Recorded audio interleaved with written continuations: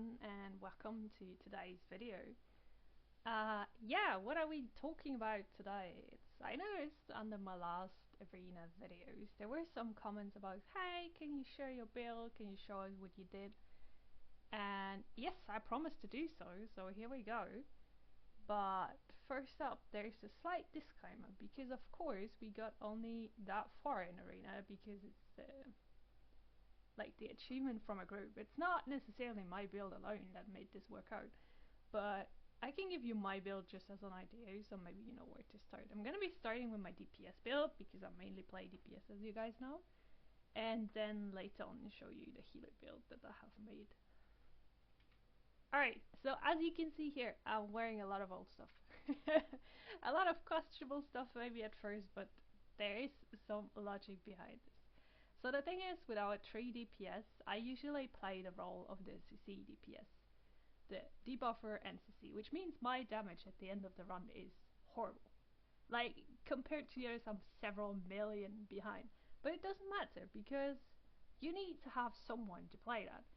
So actually Cleric has proven to be really good in that, to be honest, because of the chains of blazing that goes. I never thought I would say that, but they're pretty good. As you can see right now, they have a cooldown of 11 seconds. In combat I get them down to like 6, and later on you get that modifier to get even more recharge speed. I think I have like 160 at some point if this all stacks up. So they are basically up all the time. So as long as the mob is not CC immune, that's your thing to go with. But let's start at it. I'm wearing the helmet. When you kill an enemy, you get action points. This is, if I'm not mistaken, from Temple of the Spider, and then later on upgrade it, I think in Men's Branson or something like that, in the follow-up campaign at least. Why am I wearing this? Basically because I also found out that this daily that I never use, guys, this is the moment of using stuff that you never used before, stuns. And it's pretty cool because I'm running also the feed, I'm gonna get to that later, to proc it twice, so it stuns twice. And the more XP point gain, the more it's up, but you get the idea. Then I'm wearing a chest plate. Whenever I hit something, I get critical severity. This is basically because it's very easy to proc, especially with the javelins. You javelin one group and you have a few stacks of those.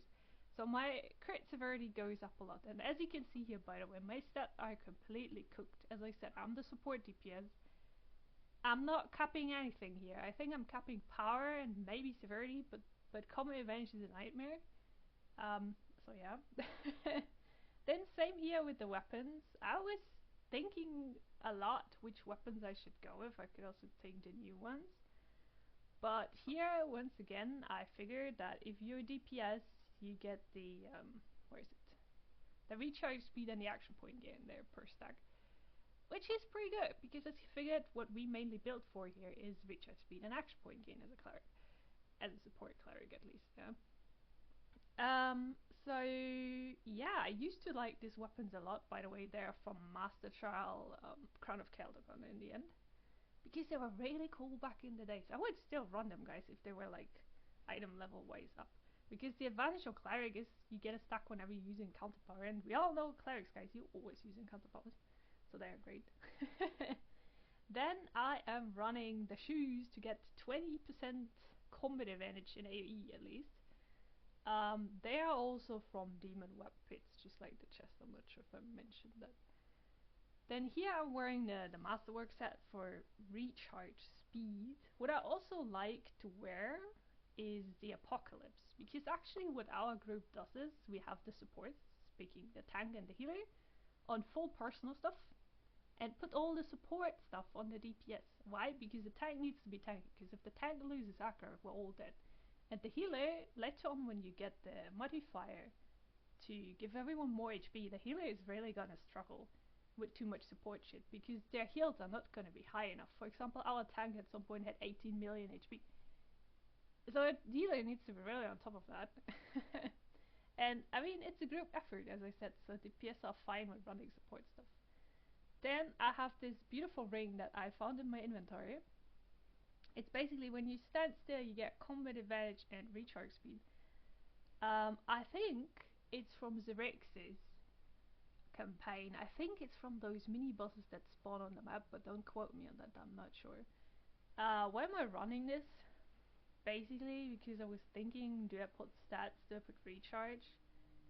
And it's kind of convenient because Cleric by default is a class that stays around a lot simply because of our animations being so slow. So I found this to be kind of useful at least. Then I'm wearing this one, the Platinum Abyssal Loop. I think this is also Demon Web Pits with the accuracy and the AP gain. Here as well, kind of because I didn't want to go for stat rings and I was looking for something useful, so I went with the AP. Which is, by the way, because my build considers in that we get 15 to 20% critical strike from a modifier. Because you know how you can choose stuff, and we usually try to get at least the critical strike one. Then my shirt is also recharge speed. And lastly, my pants give a bit of stats.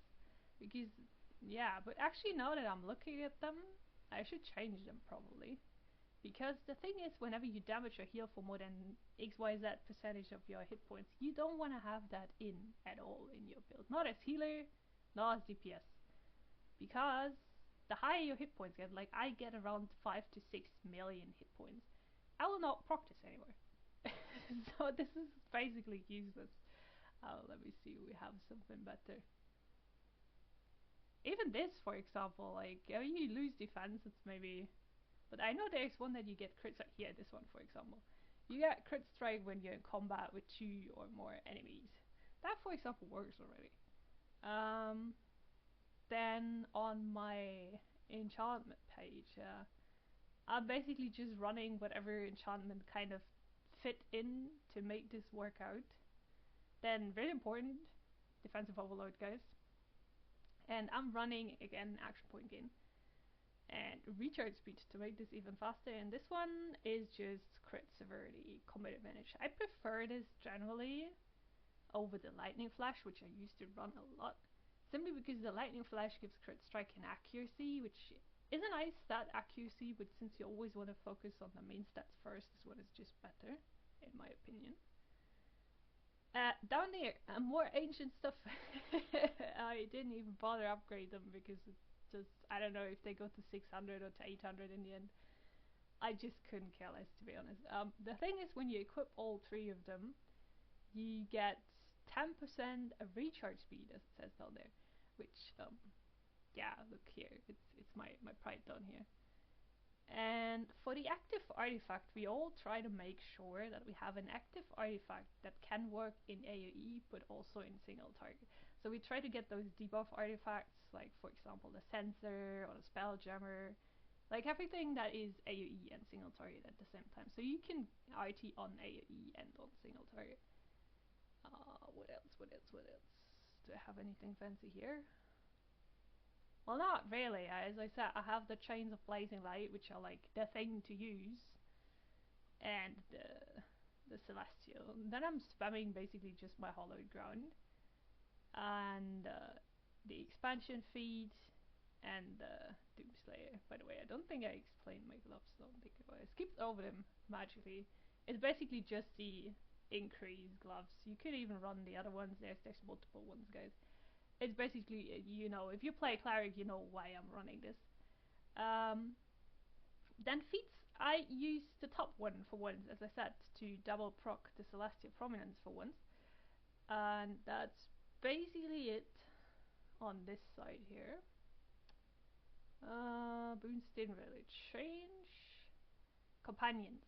As you can see here, our DPS all run some stuff like this. Let it be dull senses, armor break, vulnerability, advantage nullification, slowed, anything. Simply because, as I said earlier, our tanks and our healers are fully personal. So somewhere you have to get those thingies here from. And then, as you can see, I changed my setup a bit. I'm running this one, for example. I increases encounter damage against disabled or held targets. I'm not sure if it's really doing the deal, guys, to be honest. I think you could just run another damage companion here, but as I said, I'm not responsible for damage, so I didn't think that the single target damage companion was that important. Because the true challenge in this arena is the AoE, actually. the single target you're always gonna manage somehow, even if it takes like 4, 5, 6 articles in the end to kill one of those guys. Because sometimes you freaking toad on them. The toad is like, I don't know, 14, 15 million, and it doesn't even tickle them.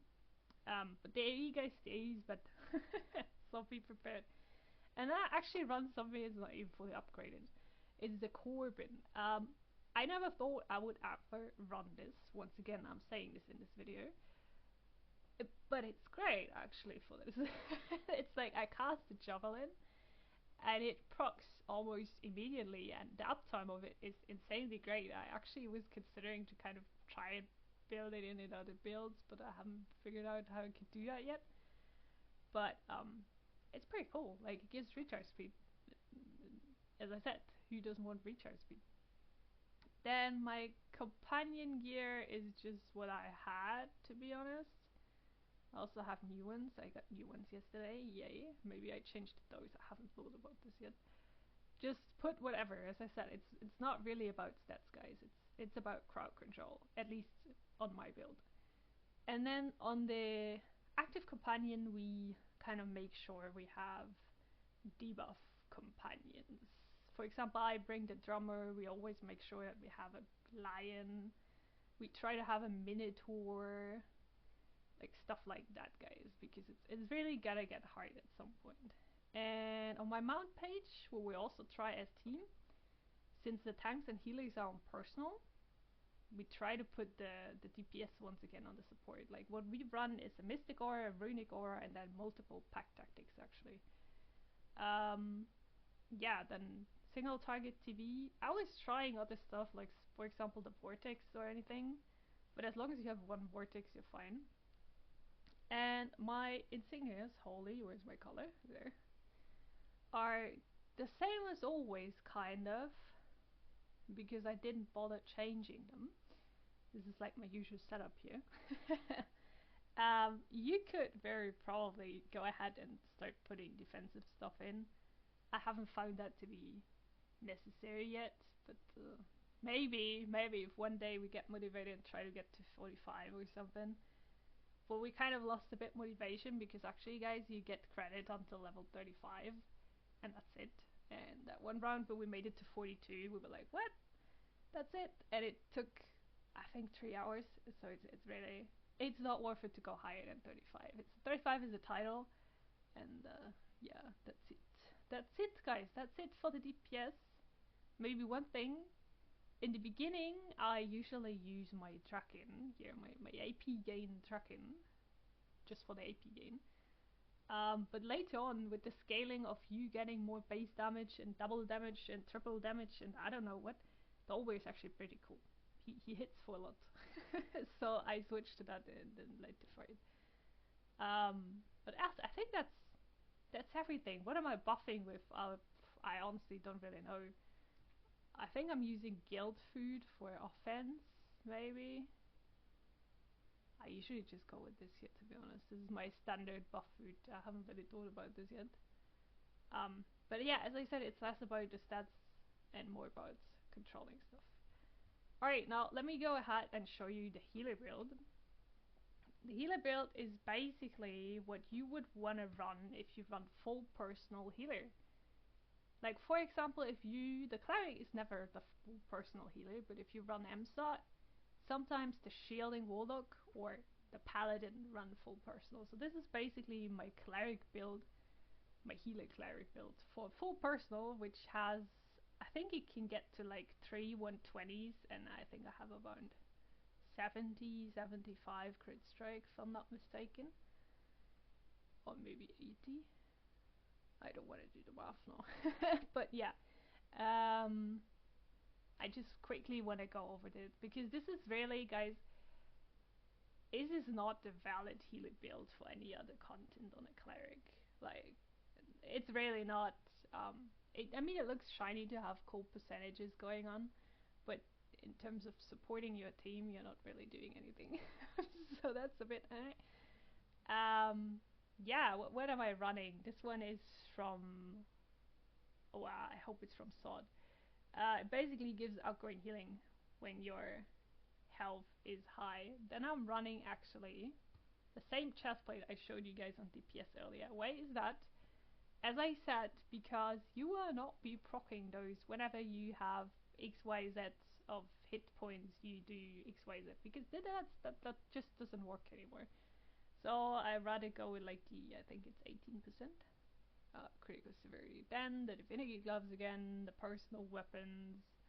Then I have shoes that I digged out from Starfruit Spikes. I'm pretty sure they're from Master Kron. I mean, Master Moon Dancer. Yeah.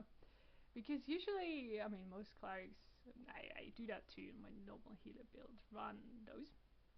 But I realized it once again had the buff of whenever you damage, and we learned, bad idea. Then I have, this is also Moon Dancer here, for the personal stuff. This one is Zemnet. It basically gives crit severity and a shit ton of outgoing healing rating. And this is the new one that you can buy from the auction house. And then the shirts are from Shackles, Master Shackles. Basically, outgoing healing for teammates and more outgoing healing for hit points. Like, those bonuses are really great once again, because whenever your hit points are XYZ, and since your hit points get really high, they're good. They're really good. And yeah, then here you should, as I said, go AoE. Then I'm running the Divine Aegis. It's basically a cleric healer build, honestly. And the companions, just the base stuff, and then the debuff, as I said. Try to run the Lion, or the Minotaur, or I don't know, maybe even the Flapjack if you need it, or the Drummer. And Mons is just personal shit here, actually. Just to make my stats look fancy. But yeah, it's really not the deal. It's my insignias, and that's it. Yeah, that's it for the arena. I have to admit, I usually DPS the arena, so I literally just made this build for giggles, to be honest. I have tried it with random groups, it works pretty well, but yeah. So, don't credit me on this. Where's my tweet out there? This is the way to go with, guys. Well, I don't know, but yeah, this is what we go with, at least. I hope this video helps anyone. As I said, I was reluctant to make it because it's very specific, but since you guys asked for it, why not? Yes. I hope you enjoyed the video, and see you guys next time.